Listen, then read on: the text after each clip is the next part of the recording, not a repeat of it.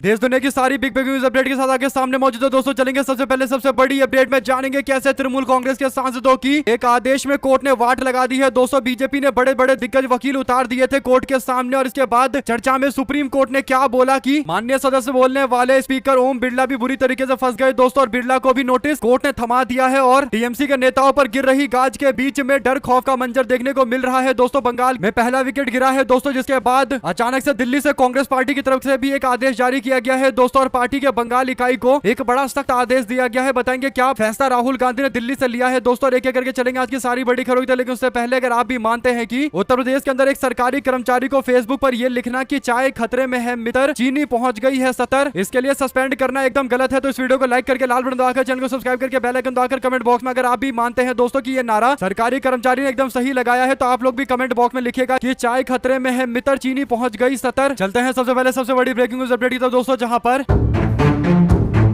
4 मई को पश्चिम बंगाल के विधानसभा चुनाव के नतीजे घोषित होते हैं। इसके बाद बीजेपी की सरकार बनने के 10 दिनों के भीतर ही सांसदों का एक बड़ा समूह तृणमूल कांग्रेस की नेत्री काकोली घोष दस्तीदार के नेतृत्व में भारतीय जनता पार्टी के नेता भूपेंद्र यादव से मुलाकात करके एक नई पार्टी में शामिल हो जाती है दोस्तों, यानी टीएमसी पार्टी को तोड़कर यूं कहिए कि टीएमसी पार्टी में से एक गुट निकलकर एक नई पार्टी के अंदर अपने आप को मर्ज कर लेता है, यानी अपने आप को विलय कर देता है दोस्तों। यानी एनसीपीआई नाम की पार्टी के अंदर ये 20 सांसद शामिल हो जाते हैं, लेकिन बाद में पता चलता है कि 3 मुस्लिम सांसदों ने कहा कि वो एनडीए गठबंधन का हिस्सा नहीं है और दूरी बनाना शुरू कर दिया। इसके बाद संख्या बल को लेकर सवाल खड़ा हो गया। टीएमसी ने स्पीकर के सामने शिकायत की और कहा कि तृणमूल कांग्रेस को इस तरीके से तोड़ने की इजाजत नहीं दी जा सकती है, इनके पास बहुमत का आंकड़ा नहीं है, ये तो दल बदल कानून के खिलाफ है। लेकिन स्पीकर ओम बिरला, जिनका काम 24 घंटे 7 दिन केवल एक ही चीज बोलना होता है, माननीय सदस्य बैठ जाइए, माननीय सदस्य बैठ जाइए दोस्तों, उनके पास इतना टाइम नहीं था कि वो टीएमसी पार्टी के द्वारा की गई शिकायतों का निस्तारण कर सके। तो इसके बाद कोई दूसरा विकल्प था नहीं, तो टीएमसी के नेता और सांसद डायमंड हार्बर के अभिषेक बनर्जी पहुंच गए सीधा सुप्रीम कोर्ट का दरवाजा खटखटाने के लिए। सुप्रीम कोर्ट के अंदर इस मामले को लेकर अब विस्तार से चर्चा होती है दोस्तों, जिसमें वरिष्ठ जज मौजूद रहते हैं, यानी chief justice of India justice Suryakant और जयमाल्या बाची के साथ साथ वी मोहन्ना की पीठ ने इस पूरे मामले को लेकर सुनवाई की और सुनवाई के दौरान सरकार की तरफ से वकील भेजे गए, सॉलिसिटर जनरल तुषार मेहता यानी सरकारी वकील भेजे गए, जो प्रतिनिधित्व कर रहे थे स्पीकर ओम बिरला का, और स्पीकर ओम बिरला की बातें रखकर कोर्ट में कह रहे थे कि आप स्पीकर को यानी कोर्ट स्पीकर को कोई नोटिस जारी ना करे, यानी ओम बिरला से ये ना पूछे कि ओम बिरला ने अभी तक तृणमूल कांग्रेस की शिकायत पर एनसीपीआई के सांसदों के खिलाफ कार्रवाई क्यों नहीं की, यानी स्पीकर को बचाने के लिए आए हुए थे दोस्तों। लेकिन कोर्ट ने कहा कि हम स्पीकर को नोटिस जारी कर रहे हैं, स्पीकर को नोटिस इसलिए जारी नहीं कर रहे कि स्पीकर ने क्या काम किया है क्या नहीं किया है, हम स्पीकर से ये बोल रहे हैं कि आप इसमें डेट क्यों नहीं कर देते, यानी टाइम फिक्स कर दीजिए कि 10 दिन 15 दिन 20 दिन जो भी है उस दिन के अंदर हम पूरा काम कर लेंगे और फैसला घोषित कर देंगे। इस तरीके से आप मामले को बार बार टाल नहीं सकते, यानी सुप्रीम कोर्ट ने समयबद्ध तरीके से इस पूरे मामले को लेकर आदेश जारी करने के निर्देश दिए हैं दोस्तों, यानी स्पीकर पर अब दबाव है कि वो जल्द से जल्द फैसला दे। और अगर आप भी मानते हैं कि अब टाइम आ चुका है जब समयबद्ध तरीके से इन सारे सांसदों को लपेटा जाए दोस्तों, इन सबकी सांसदी रद्द होनी चाहिए क्योंकि इनके पास 20 का नंबर नहीं है। तो इस वीडियो को लाइक कर कमेंट बॉक्स में अपनी राय जरूर लिखकर बताएगा। इसके तरह अगर आप लोग कुछ और कहना चाहते हैं दोस्तों तब भी लिखकर जरूर बताएगा। लेकिन अब इस पूरे मामले का असर बंगाल तक में देखने को मिल रहा है दोस्तों, जैसे ही खबर सामने आती है कि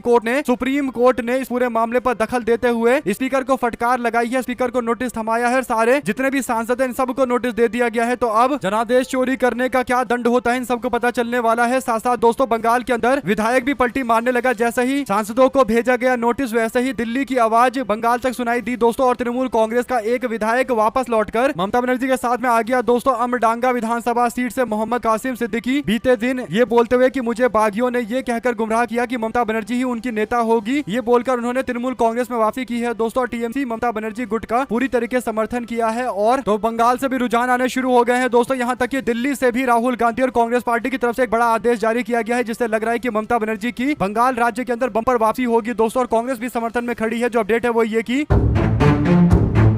कांग्रेस पार्टी के हाई कमान ने तृणमूल कांग्रेस के नेताओं को कांग्रेस पार्टी में शामिल कराने पर पूरी तरीके से रोक लगा दी है दोस्तों। अखिल भारतीय कांग्रेस कमेटी के सचिव प्रकाश जोशी ने बंगाल कांग्रेस के अध्यक्ष शुभांकर सरकार को पत्र लिखकर कहा ही ये सुनिश्चित करने के लिए कि तृणमूल कांग्रेस के नेताओं को कांग्रेस में शामिल मत करिए। वर्तमान परिस्थिति में संगठन को मजबूत करने के लिए एआईसीसी की अनुमति के बिना किसी को कांग्रेस में शामिल नहीं करवाया जाएगा। पत्र में बीते 23 अगस्त को तृणमूल कांग्रेस के कुछ नेताओं के कांग्रेस में शामिल होने का उल्लेख किया गया था दोस्तों। ऐसे में ऐसा लग रहा है कि तृणमूल कांग्रेस अपने आप की वापसी करवाना चाहती है। दोस्तों ममता बनर्जी सड़कों पर उतरने का ऐलान कर चुकी है और पार्टी टीएमसी अभी भी ममता बनर्जी के नाम पर है। दोस्तों कहने का मतलब तृणमूल कांग्रेस की बंगाल में वापसी के दिन शुरू हो चुके हैं। इसका मतलब इंडिया गठबंधन की पार्टियों को एकजुट होकर बीजेपी का मुकाबला करना चाहिए और ये साफ संकेत है कि अगर ममता बनर्जी लड़ाई में मजबूती के साथ लौटेंगी तो इंडिया गठबंधन के साथ कांग्रेस पार्टी के साथ गठबंधन इनको करना पड़ेगा और एक नए समीकरण के साथ बंगाल में दिखाई दे सकते हैं। और अचानक से कांग्रेस पार्टी ने ये जो टीएमसी के कार्यकर्ताओं का कांग्रेस में आने पर रोक लगाया है, जो 500, 1000, 1500 की संख्या में इकट्ठे कांग्रेस पार्टी में शामिल हो रहे थे, क्या ये साफ संकेत है कि कांग्रेस पार्टी राज्य भर के अंदर अपने नेटवर्क का विस्तार कर रही है। और ये बात एकदम तय है दोस्तों की संगठन कांग्रेस पार्टी का मजबूत तो हुआ है बंगाल के अंदर, लेकिन टीएमसी के साथ गठबंधन करेंगे तो ये अच्छे और ज्यादा बड़े अच्छे नतीजे देगा, इसमें कहीं कोई दो राय नहीं है। चलते हैं एक और बड़ी अपडेट तरफ, जहां पर नेता प्रतिपक्ष राहुल गांधी और कांग्रेस पार्टी के अध्यक्ष मल्लिकार्जुन खड़गे ने प्रधानमंत्री नरेंद्र मोदी को संयुक्त पत्र लिखकर जातीय जनगणना की मौजूद प्रक्रिया पर गंभीर चिंता व्यक्त किया है। दोस्तों इसमें राहुल गांधी और मल्लिकार्जुन खड़गे दोनों ने चिट्ठी लिखी है। राहुल गांधी प्रधानमंत्री मोदी को लेकर कहते हैं कि तेलंगाना के अंदर जो जातीय सर्वेक्षण 2024 का हुआ था और बिहार में जो जातीय सर्वेक्षण 2022 में इंडिया गठबंधन ने कराया था, उसके आधार पर ही ये पूरा कार्यक्रम भारत के अंदर लॉन्च करना चाहिए। दरअसल मल्लिकार्जुन खड़गे पत्र में कहते हैं कि भारत में सामाजिक न्याय की नीतियां सही आंकड़ों के बिना पूरी तरीके से नहीं किया जा सकता। अलग अलग जातियों की संख्या और उनकी सामाजिक आर्थिक स्थिति का सही आकलन तभी संभव है जब जातियों की गिनती सही तरीके से हो। आपकी सरकार ने जनगणना में जाति की जानकारी दर्ज करने के लिए ओपन एंडेड प्रश्न का तरीका चुना हुआ है, जो भ्रामक है। इसमें प्रत्येक व्यक्ति अपनी जाति का जो नाम बताएगा वही नाम दर्ज कर लिया जाएगा। भारत में एक ही जाति अलग अलग क्षेत्रों में अलग नामों, उपजातियों और भाषाओं से जानी जाती है। ऐसे में यदि एक ही जाति के लोग जनगणना में अलग अलग नामों से दर्ज होंगे तो जाति हजारों नामों में बढ़ जाएगी और देश में लाखों जातियों के नाम निकलेंगे और जाति जनगणना से हासिल पूरा आंकड़ा अनुपयोगी हो जाएगा। यह किसी समुदाय की सही संख्या दर्ज नहीं होगा और स्थिति का आकलन भी गलत होगा। इसका नुकसान पिछड़े, अति पिछड़े और अन्य वंचित समुदाय के लोगों को करना होगा। शिक्षा, रोजगार और योजनाओं और सामाजिक न्याय से जुड़े फैसले भी प्रभावित होंगे। इससे महत्वपूर्ण ये होगा कि इसे भी ये पता नहीं लग पाएगा कि भारत ओबीसी की आबादी कितने प्रतिशत है, क्योंकि इस जनगणना में पिछड़ा वर्ग शब्द का इस्तेमाल ही नहीं किया गया है। आगे बोला जाता है कि इसका आसान समाधान पहले ही मौजूद है। जातियों की एक ड्रॉप डाउन सूची बनाई जाए, अनुसूचित जाति और जनजाति की गणना में सही तरीका अपनाया जाए। सरकार मौजूदा प्रश्नावली रद्द कर राजनीतिक दलों, विशेषज्ञों और जनता से बातचीत कर नई प्रश्नावली तैयार कर रही है ताकि हर जाति समुदाय की सही संख्या सामने आए और जातीय जनगणना सटीक, सार्थक और लाभकारी हो। इस पर आप लोग की क्या प्रतिक्रिया है, कमेंट बॉक्स में अपनी राय जरूर लिखकर बताएगा। चलते हैं एक और बड़ी अपडेट तरफ दोस्तों, जहां पर दिल्ली में युवा कांग्रेस के लोग बीजेपी मुख्यालय पर दिल्ली युवा कांग्रेस ने कूच किया और गृह मंत्री अमित शाह जवाब दो, बच्चों पर गोलियां क्यों चलवाई, इसकी बातें पूछी जा रही है। दोस्तों यानी पूछा जा रहा है कि ये बच्चों के ऊपर AK-47 चलाकर आप क्या साबित करना चाहते हो। बिहार के सिवान से जो जुड़ा हुआ मामला आया था दोस्तों, ऐसे में अमित शाह पर कई सारे सवाल पूछे गए। बड़ी बात यह है कि इस दौरान भारतीय जनता पार्टी का झंडा भी जलाया गया दोस्तों और अमित शाह मस्ट गो के नारे लग रहे थे, यानी अमित शाह को जाना चाहिए, इस्तीफे की मांग की जा रही है। अगर आप भी मानते हैं कि ऐसा ही ये मामला चलते रहना चाहिए ताकि देश की आम जनता को पता रहे कि अमित शाह को लेकर किस तरीके का ट्रैक रिकॉर्ड है, अगर आप भी मानते हैं दोस्तों कि नए नए तरीके के कदम उठाकर एक उदाहरण सेट करने की कोशिश की जा रही है कि कैसे अमित शाह को घेरा जाएगा, तो चौतरफा घेरा जाएगा दोस्तों। और बिल्कुल भी इस मुद्दे पर कांग्रेस पार्टी या विपक्ष बैकफुट पर जाने को तैयार नहीं है, क्योंकि अमित शाह का इस्तीफा सबसे बड़ी मांग है और ये मांग केवल अकेले कांग्रेस पार्टी या छोटे मोटे संगठन के लोग नहीं कर रहे दोस्तों, बल्कि बड़े बड़े संगठन के लोग मैदान में कूद रहे हैं, जो लगातार भाजपा सरकार के नीति से पूरी तरीके से परेशान आ गए हैं और इसके बाद पूरा मामला सामने आता है। आप लोग इस पर अपनी राय जरूर लिखकर बताएगा। चलते हैं एक और बड़ी अपडेट दोस्तों, जहां पर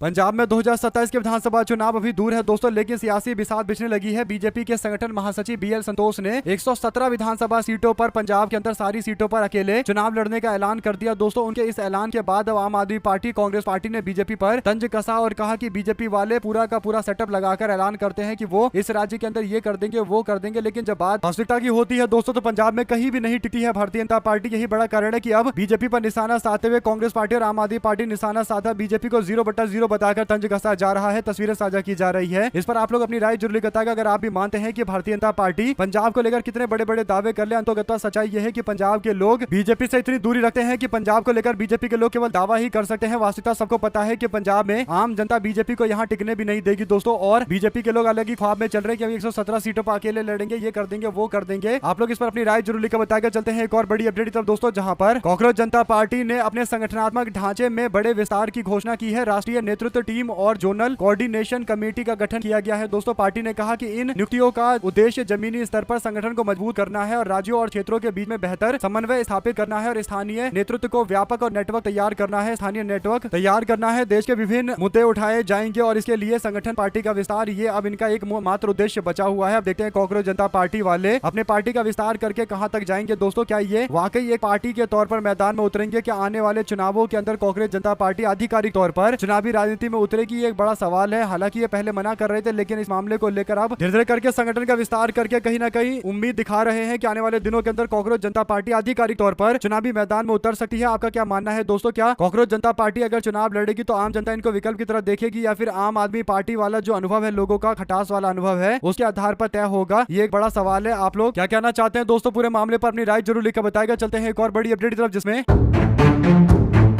आरएसएस के चीफ मोहन भागवत मंगलवार को बीते दिन न्यूयॉर्क पहुंचे। दोस्तों अमेरिका पहुंचे और यहां पर उनका 17 दिनों का एक बड़ा कार्यक्रम होने वाला है। यानी 17 दिन के 3 देशों के पड़ाव को लेकर ये पहला पड़ाव उनका न्यूयॉर्क के जॉन एफ कैनेडी एयरपोर्ट पर भारतीय महिलाओं ने तिलक लगाकर उनका स्वागत किया। भागवत का ये दौरा आरएसएस के शताब्दी वर्ष के ग्लोबल आउटरीच कार्यक्रम के तहत हो रहा है। आरएसएस के 100 साल पूरा होने के बाद मौके पर देश विदेश के कई कार्यक्रम आयोजित किए गए दोस्तों, और इस सिलसिले में भागवत अमेरिका, कनाडा और ब्रिटेन 3 देशों के दौरे पर गए हैं। 17 दिन में 3 जगह इनको जाना है। संघ के मुताबिक ये यात्रा भारतीय मूल के लोगों और संगठन के प्रतिनिधियों से मुलाकात करने का रहेगा। भागवत ने 29 अगस्त को न्यूयॉर्क के मेडिसन स्क्वायर गार्डन में यूनिवर्सल वननेस नाम का कार्यक्रम करके उसमें शामिल होने का फैसला लिया है। बड़ी बात यह है दोस्तों कि अमेरिका में कई जगह पर मोहन भागवत के आने से पहले अलग अलग तरीके की तैयारियां चल रही थी। आरएसएस वाले अपने संगठन की ताकत दिखा रहे थे, लेकिन सवाल सबसे बड़ा यह है कि इससे पहले जो अलग अलग और भी यूएस के एड नाम का एक संगठन है, यूएस एड नाम का संगठन, जिसने आरएसएस के ऊपर बैन लगाने की मांग की थी, क्या वो वाला मामला भी और जोर शोर से अमेरिका के अंदर उठाया जाएगा? कुल मिलाकर सारी बड़ी अपडेट आप लोग तो लगातार आगे पहुंचाते रहेंगे दोस्तों। चलते हैं अब एक और बड़ी खबर की तरफ, जहां पर केंद्रीय मंत्री नितिन नवीन ने नागपुर के अंदर एक कार्यक्रम में कहा था कि वे अब पहले जितना काम नहीं कर सकते और अब समय आ गया है कि नई पीढ़ी को जिम्मेदारी सौंपी जाए। उनके इस बयान के राजनीतिक मायने निकाले जा रहे हैं, लेकिन अब इस मामले पर नितिन गडकरी के कार्यालय की ओर से स्पष्टीकरण सामने आया है और बताया गया है कि उनका यह बयान लक्ष्मण राव मानकर ट्रस्ट से संबंध रखता है और नितिन गडकरी के कार्यालय ने स्पष्ट रूप से गडकरी के बयान के कोई राजनीतिक मायने नहीं है। उनके कार्यालय ने स्पष्ट किया है कि गडकरी लक्ष्मण राव मानकर ट्रस्ट के बारे में बात कर रहे थे। यह उनके द्वारा बनाया गया एक संगठन है और आदिवासी इलाकों में एकल विद्यालय चलाता है। इसी संदर्भ में गडकरी ने कहा था कि वे अब इसके लिए ज्यादा काम नहीं कर पाते हैं और इस ट्रस्ट के संदर्भ में उन्होंने कहा था कि अब नई पीढ़ी को जिम्मेदारी लेने का मौका देना चाहिए। कुल मिलाकर दोस्तों नितिन गडकरी का बयान का जो कुछ हिस्सा था, जिसमें वो कह रहे थे कि अब नए युवाओं को काम करने, विकास करने का मौका मिलना चाहिए, और इसके बाद नितिन गडकरी के इस बयान का आधा ये क्लिप सोशल मीडिया और हर जगह पर शेयर करते हुए दावा किया गया कि मोदी सरकार के मंत्रिमंडल से इनकी छुट्टी होने वाली है और इससे पहले ये बयान दे रहे हैं। हालांकि सबको पता है कि नितिन गडकरी की स्थिति खराब है दोस्तों। अगर नितिन गडकरी को वापस से बीजेपी ने कैबिनेट विस्तार के अंदर मंत्री बना दिया तो भाजपा एक तरफा मोदी और शाह वाली भाजपा हो जाएगी दोस्तों। यानी अभी कुछ नेता जो अटल आडवाणी के टाइम के हैं वो बीजेपी को चुनौती दे रहे हैं, यानी मोदी और शाह के सामने एक चुनौती बनकर उभरे हुए हैं। लेकिन अगर उन लोगों को भी धीरे धीरे करके हटा दिया जाएगा, चाहे नितिन गडकरी हो या फिर राजनाथ सिंह हो, तो फिर मोदी और शाह का पूरा कब्जा पार्टी के ऊपर हो जाएगा और ये सपने बीजेपी ने देख रखे हैं, इसमें कहीं कोई दो राय नहीं है। चलते हैं एक और बड़ी अपडेट तरफ, जहां पर आम आदमी पार्टी के राष्ट्रीय संयोजक अरविंद केजरीवाल ने बीजेपी को पंजाब और गुजरात के एक हजार सरकारी स्कूलों की तुलना करने की खुली चुनौती दी है दोस्तों। केजरीवाल ने आरोप लगाया कि भाजपा पंजाब सरकार के स्कूलों को बदनाम करने के लिए छेड़छाड़ वाले और एआई से बनाए गए वीडियो का इस्तेमाल कर रही है। उन्होंने आरोप लगाया कि मैं बीजेपी को चुनौती देना चाहता हूं कि आपने गुजरात के अंदर 30 साल तक राज किया है और हमने पंजाब में केवल 4.5 साल राज किया है। केजरीवाल ने कहा कि मैं आपको पंजाब के 1000 स्कूल की सूची दूंगा और आप गुजरात के 1000 स्कूलों की सूची दीजिए। हम देखते हैं, निरीक्षण करते हैं कि कहां के स्कूल सबसे बेहतर बने हुए हैं, गुजरात में या पंजाब में। हमको तो केवल 4.5 साल मिले हैं। तो अरविंद केजरीवाल बीजेपी को इस मामले पर घेर रहे हैं दोस्तों। अब क्या भारतीय जनता पार्टी गुजरात की तुलना पंजाब से कर पाएगी दोस्तों? क्या बीजेपी वाले ये चैलेंज स्वीकार करेंगे? और बात एकदम सही है, अगर बीजेपी ने 30-35 साल तक गुजरात के अंदर राज किया है और केंद्र सरकार भी उनकी ज्यादा टाइम रही है, तो अगर 1000 ऐसे स्कूल सबके सामने लाकर पेश कर दिया जाए तो लोग मानेंगे कि हाँ, गुजरात के अंदर भी बीजेपी ने विकास किया है। लेकिन केवल पंजाब में जाकर ये वीडियो तस्वीरें कर रहे हैं दोस्तों। इससे पता चलता है कि पंजाब की सरकार के पीछे पड़े हुए हैं। अगर आप भी मानते हैं कि अरविंद केजरीवाल का एकदम तार्किक बातें बोल रहे हैं, बीजेपी को अपना गुजरात का मॉडल दिखाना चाहिए, शिक्षा मॉडल, लेकिन सबको पता है कि हालात कितने खराब हैं, तो ये करने काटते हुए भाग रहे हैं दोस्तों। साथ साथ बीकापुर के अंदर समाजवादी पार्टी ने 2000 महिलाओं को बांटी है साड़ियां। तीज और रक्षाबंधन के पर्व पर शिवपुर विधानसभा में हुआ है ये पूरा वितरण। दोस्तों, वाराणसी के अंदर तीज और रक्षाबंधन के अवसर पर समाजवादी पार्टी में शिवपुर विधानसभा क्षेत्र में एक विशेष कार्यक्रम आयोजित किया गया। पीडीए नेता ERN यादव और समाजवादी पार्टी महिला सभा की राष्ट्रीय सचिव रीना यादव के नेतृत्व में क्षेत्र की महिलाओं को त्योहार की शुभकामनाएं देते हुए साड़ियों का वितरण किया गया। दोस्तों, ये अभियान शिवपुर विधानसभा के नारायणपुर, बनकट, मेवड़ी, संदहा और खेतलपुर गांव में चलाया गया। इसके तहत 2000 महिलाओं को साड़ियां वितरित की गई। पार्टी ने बताया कि कार्यक्रम का उद्देश्य पर्व के अवसर पर महिलाओं के साथ खुशियां साझा करने, उन्हें सम्मानित करना था। कार्यक्रम में महिलाओं ने भी उत्साहपूर्वक भाग लिया। दोस्तों, कई महिलाओं ने अतिथियों और पार्टी कार्यकर्ताओं को राखी बांधकर रक्षाबंधन की शुभकामनाएं दी। इस दौरान आपसी भाईचारे और सौहार्द का वातावरण भी निर्मित किया गया। ERN यादव और रीना यादव के प्रतिनिधि के रूप में समाजवादी पार्टी युवा सभा वाराणसी के जिला सचिव और नारायणपुर सेक्टर प्रभारी रविनेश यादव और रोशन कार्यक्रम में उपस्थित थे। दोस्तों, तो आप लोग इस पर क्या राय देना चाहते हैं लिखकर जरूर बताएगा। चलते हैं एक और बड़ी अपडेट की तरफ, जिसमें संसद भवन को लेकर कुछ तस्वीरें काफी ज्यादा भयावह है। दोस्तों, जो संसद भवन अभी नया नया बना है उसके हालात इतने खराब है कि पानी पूरा एक धार की तरह बह रहा है। इस पर लोग सवाल पूछ रहे हैं कि संसद भवन जो अभी नया नया बनाया गया है वहां पर भी वाटर लॉगिंग वगैरह हो जा रही है और समस्याएं यहाँ भी है। किस तरीके का विकास कर रही है भाजपा, इस पर अभी कोई संसद भवन की तरफ से जानकारी नहीं दी गई कि ये तस्वीरें क्या सच है कि इतनी बड़ी संख्या में, इतनी बड़ी मात्रा में पानी भर भर कर निकल रहा है। साथ साथ सुप्रीम कोर्ट ने दिल्ली के जंतर मंतर पर छात्रों के प्रदर्शन के दौरान महिला प्रदर्शनकारियों द्वारा लगाए गए कथित उत्पीड़न और छेड़छाड़ और पुलिस हिंसा के मामले को लेकर कड़ा रुख अपनाया है। शीर्ष अदालत ने स्पष्ट किया है कि गठित उच्च स्तरीय जांच समिति यानी हाई पावर्ड कमेटी इन गंभीर आरोपों की प्राथमिकता के आधार पर जांच करेगी और जल्द से जल्द अंतरिम रिपोर्ट सौंप देगी। मुख्य न्यायाधीश की अध्यक्षता वाली पीठ का निर्देश सामने आया है और 18 अगस्त के आदेश के तहत गठित 5 सदस्यीय कमेटी को ये विशेष निर्देश दिए गए हैं। दोस्तों, कमेटी को महिला प्रदर्शनकारियों के खिलाफ कथित हिंसा, उत्पीड़न, छेड़छाड़ और अन्य प्रकार के बल प्रयोग से जुड़ी शिकायतों पर सबसे पहले विचार करने के लिए कहा गया। 20 जुलाई का प्रदर्शन, ये पूरा मामला तब सामने आया जब सीनियर एडवोकेट शोभा गुप्ता ने 20 जुलाई को जंतर मंतर पर हुए छात्र प्रदर्शन के दौरान महिला प्रदर्शनकारियों के साथ कथित रूप से दुर्व्यवहार और उत्पीड़न के मामले पर सुप्रीम कोर्ट से स्वतः संज्ञान लेने का आग्रह किया था। दोस्तों, अलग से रिट याचिका को लेकर अपडेट ये है कि इस मामले को लेकर अदालत ने एक बार फिर से रिट याचिका भी दायर की है, जिसके बाद शीर्ष अदालत ने मामले की निष्पक्ष जांच के आदेश भी दिए हैं। आप लोग इस पर अपनी राय जरूर लिखकर बताएगा। साथ साथ दोस्तों,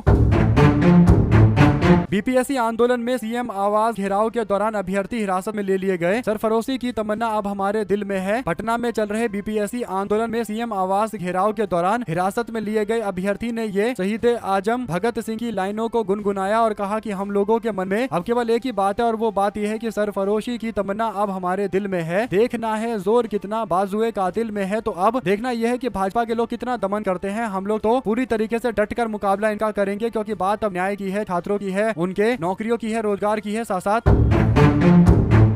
प्रधानमंत्री नरेंद्र मोदी के संसदीय क्षेत्र क्योटो यानी संसदीय क्षेत्र वाराणसी के अंदर, जिसमें नरेंद्र मोदी क्योटो बनाने की बातें कर रहे थे, यानी काशी को क्योटो बनाने की बातें कर रहे थे, यहाँ पर वाराणसी में महज आधे घंटे के बारिश के अंदर ही एक बार फिर से तथाकथित विकास के बड़े बड़े दावे की पोल खुल गई। प्रधानमंत्री नरेंद्र मोदी के संसदीय क्षेत्र की सड़कें, गलियां, प्रमुख चौराहे जलमग्न हो चुके हैं और काशी हिंदू विश्वविद्यालय BHU के मुख्य द्वार पर भारी जल जमाव के कारण प्रतिदिन आने जाने वाले हजारों मरीजों, छात्र छात्राओं, परिजनों और आम नागरिकों को भीषण समस्याओं का सामना करना पड़ रहा है। देश और प्रदेश की भाजपा सरकार के पास कागजों और विज्ञापनों में तो विश्व स्तरीय शहरों का खाका है, लेकिन जमीनी हकीकत यह है कि मामूली सी बारिश भी नगर निगम और शासन की जल निकासी व्यवस्था को ध्वस्त कर देती है। जनता को विज्ञापनों में सिमटा हुआ विकास नहीं, बल्कि जमीन पर बेहतर सड़कें, साफ सफाई और सुचारू जल निकासी चाहिए। वाराणसी जैसे सांस्कृतिक और राष्ट्रीय महत्व के शहर में हर बारिश के बाद ऐसी स्थिति पैदा होना प्रशासनिक और शासकीय इच्छा शक्ति पर गंभीर सवाल खड़े करता है। और जो क्योटो बनाने वाले थे वाराणसी को, वो सही से वाराणसी भी नहीं बना पा रहे, यानी जल भराव एक बहुत बड़ी समस्या है पूरे वाराणसी के अंदर। दोस्तों, आप लोग इस पर अपनी राय जरूर लिखकर बताएगा। चलते हैं एक और बड़ी खबर की तरफ, जहां पर